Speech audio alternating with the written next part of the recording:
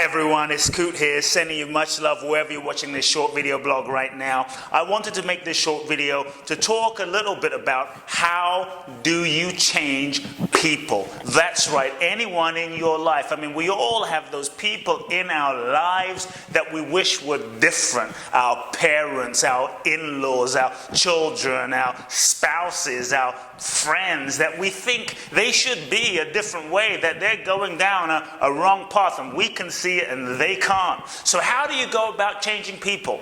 Here's the key, number one.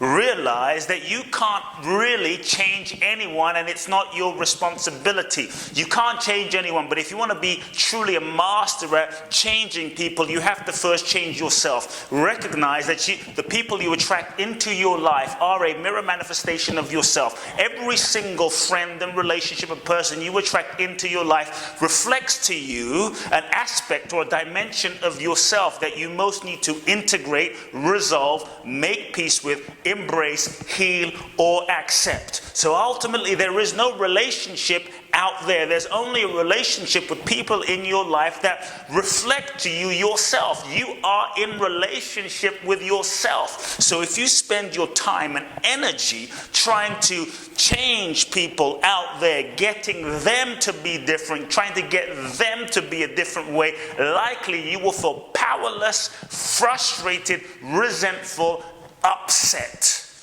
I mean, if you look at those in your life and the energy you've put into trying to change them, it's often a waste of time. So realize you can't change anyone. Your responsibility is to change yourself. When you change yourself, you will begin to attract different people in your life to mirror your own shift, to mirror your own self, your own consciousness. But you will also likely attract out of the people that are currently in your life a different way of relating. Life and relationship is a mirror. Focus on changing yourself first. So what do the people in your life that you want to change, that trigger you, that upset you, what do they currently mirror to you about yourself? What do they show you about yourself? What do they reflect to you about yourself? When you stop pointing the finger, take full responsibility and shift that within yourself, because those that piss you off, those that upset you, those that challenge you, those that irritate you the most are likely your greatest teachers, because they're showing you parts of yourself that are not resolved or that you haven't embraced or made peace with yet. They're giving you a glorious, amazing growth opportunity to shift within yourself. Bless them, thank them, but focus on yourself. That's the first thing I would say. The second thing I would say is realize that every single person, every single human being, 7 billion of us or plus in this moment, we all have our own journey. We are souls that incarnate into this human experience because there's certain lessons that we have to learn. And how we learn those lessons are through experiences and relationships. And, if we were going to do life perfectly, we wouldn't need to be in this human experience. We probably would be floating in the heavens or other dimensions somewhere. So we incarnate because we have certain lessons to learn. So those in your life, they're going to screw up. They're going to make mistakes. They're going to learn those lessons sometimes the hard way. And even though they might know what to do and what not to do, sometimes they can't help it because there's certain things that they have to go through in order to become the people they're meant to become as a result of the lessons and learnings through relationships. So recognize that every person has their own soul's journey. Every person has their own unique life lessons that they need to go through in this lifetime, and you can't necessarily do anything about that. What can you do? You can share your opinion. You can share your experience. You can share your insight. You can share your care and concern, but you cannot do their life lessons for them. You cannot learn their mistakes and their lessons for them. You cannot live their life for them. Likely, whether they're your kids or they're your best friend, they're going to have to go through those experiences in order to become who they need to become. Those experiences are a necessary part of their soul, mental, emotional, and character development in the evolutionary process in this life. So what do? You love them. That's really it.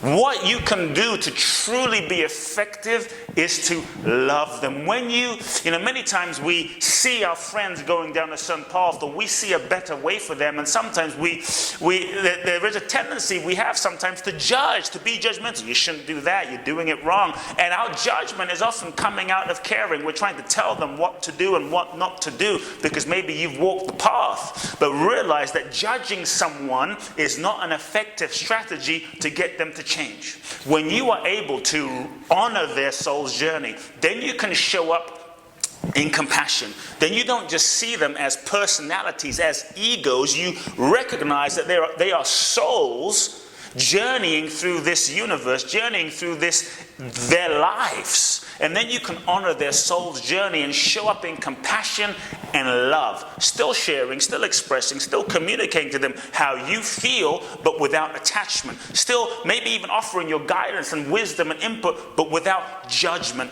Judgment just tends to reinforce the behavior that you're trying to change. Judgment often creates more resistance, right, from the people that you're offering your insight or your constructive criticism to. Have you noticed when you offer judgment to someone, people tend to resist? It creates resistance inside of people. So when you can show up and hold a loving space of compassion, when you can just show up and be present and see who they are. Sometimes in the moment of challenge, when your friends or your family or those you love are going through something difficult, they've kind of forgotten who they are. They've forgotten themselves. So they're seeking out there. Maybe they're doing drugs. Maybe they're having an affair. Maybe they're going down the wrong path at work. In a moment, they perhaps forgotten who they are, and the best thing you can do is to say, hey, this is what I feel. I see who you are.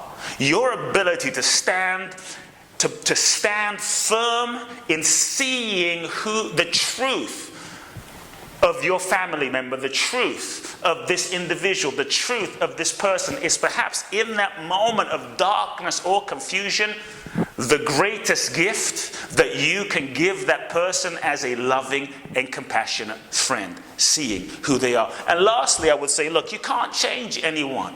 You can't impose your idea of how they should be. If you want to truly be an influential person, if you want to truly be an influencer to those in your life, then you must be the change.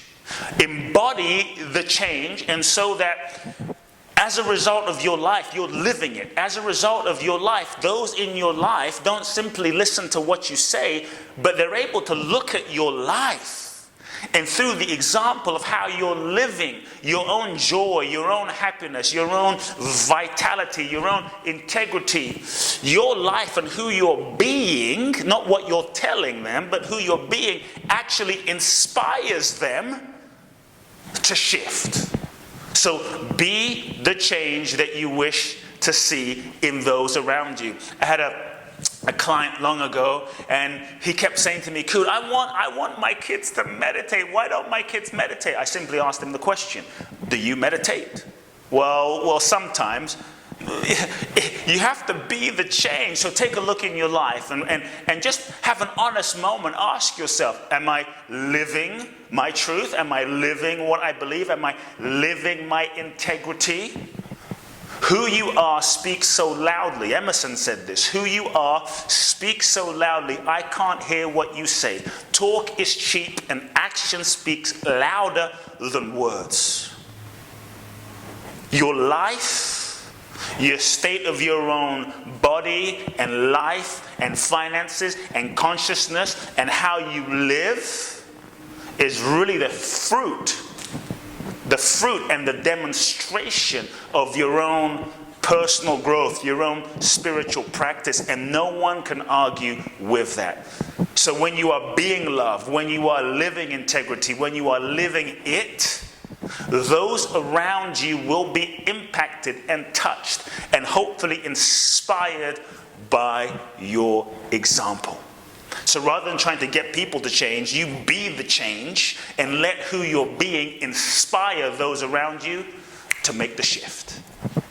Folks, if you enjoyed this short video, please do share it with everyone you know. Make sure you follow me on Instagram and Facebook. Sign up for on my email list at www.kuteblackson.com to receive weekly inspiration and news about my events all around the world. Look forward to meeting you soon.